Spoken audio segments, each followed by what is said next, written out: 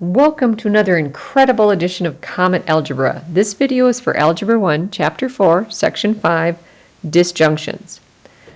So in the previous section, we already studied conjunctions, compound sentences with the word and these were called conjunctions. So in math, when you connect inequalities using the word or, it's called a disjunction, and it's a little different. In order for a disjunction to be true, only one part of it needs to be true. A disjunction is like the union when we studied this in Chapter 1, where we poured both solutions together. And that's what we do with a disjunction. We just take both answers and put them together. And the symbol for a disjunction is a V, which sort of looks like the U for union. So I hope that is easy to remember. So disjunction is a little easier. Instead of looking for the overlap to satisfy both at the same time, it's just finding both answers separately and combining them. Once again, I'd like to remind you, on our graphs, we used a closed circle when it's greater or equal or less than or equal, and we use an open circle for greater than and less than. And also when we're solving inequalities and we divide or multiply both sides by negative, we flip the inequality symbol. All right, let's do example 1. We're asked to solve and graph the solution set of negative 3x less than or equal to 9, or, if I can draw a box around that, or x is greater than 6. So just a little bit of solving here to do.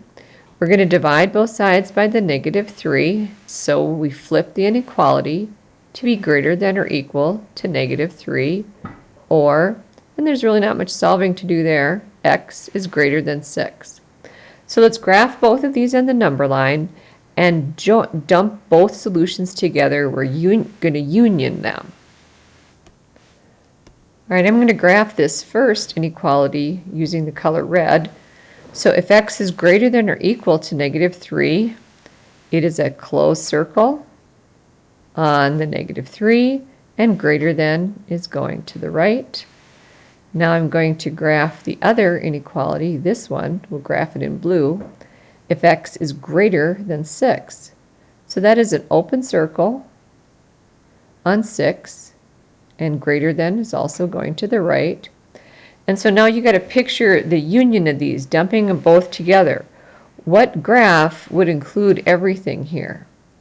Well, if we go back to this negative 3 and we have everything going this way, that includes both graphs. So let's graph the solution right here on the number line in black. Anything that is greater than or equal to negative 3 is a solution. And we write that as an inequality. X is greater than or equal to negative 3. All right, let's look at example 2, because the solution can be very different when you're going to put the union of two solution sets. So let's solve both of these, solve and graph the solution. Again, solve them separately. So subtracting a 5 from both sides, I get 2x is less than 10, dividing both sides by 2, x is less than 5. Sorry, not less than or equal to. I will erase that bottom part there. All right, the other side here, we're going to start by subtracting a 6 from both sides, so negative 4x is less than or equal to negative 8, and dividing by negative 4, again, we flip the inequality, and we get x is greater than or equal to 2. So let's get the number line ready and graph both of these. So I'm going to graph this first inequality in red. If x is less than or equal to 5, open circle on 5, and an arrow going less. And this other one, x is greater than or equal to negative 2. Let's graph that part in blue. So I have, oops, I guess I forgot I didn't mean negative 2. Sorry, I can't read. X is greater than or equal to 2. Try that again.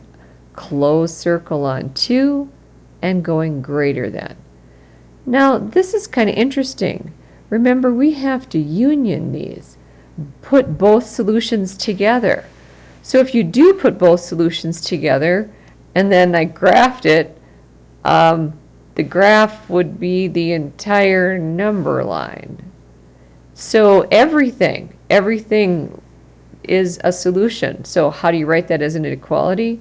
Well, you don't. You just write that it's all real numbers. Everything on the number line fits into the category of being less than 5 or greater than or equal to 2. All right, this last example is also sort of interesting in what happens.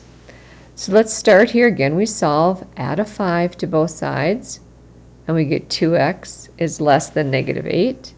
Divide both sides by positive 2, and so we get x is less than negative 4. Let's combine these like terms together. 4x minus 5x is negative 1x. And there is a 1 here. We have to divide both sides by that negative 1, so we do flip the inequality. So let's graph these now. Get the number line ready here. So I'll graph this first inequality in red. If x is less than a negative 4, that's an open circle on negative 4, and less than is going to the left. Now I'll graph this other inequality in blue. X is greater than negative 1. So let's come over here and put an open circle on negative 1, and greater than is going this way. So now look what the graph appears to be. Remember, we have to union these, put them both together. So the final answer, if I put it in black here on the number line, is both of them. It's a two-piece answer. It's down here going less than negative 4, and it's here going greater than a negative 1. So when we write that as an equality, we do have to write it in two parts. So we can say x less than negative 4. And if you don't want to use the or symbol, you can use that b, because that is the symbol for or. Or I should say, x is greater than negative 1. So it's sort of a long way to write it as an equality, but that's how we put that. So now you have the knowledge you need for section 4.5. So have fun with math.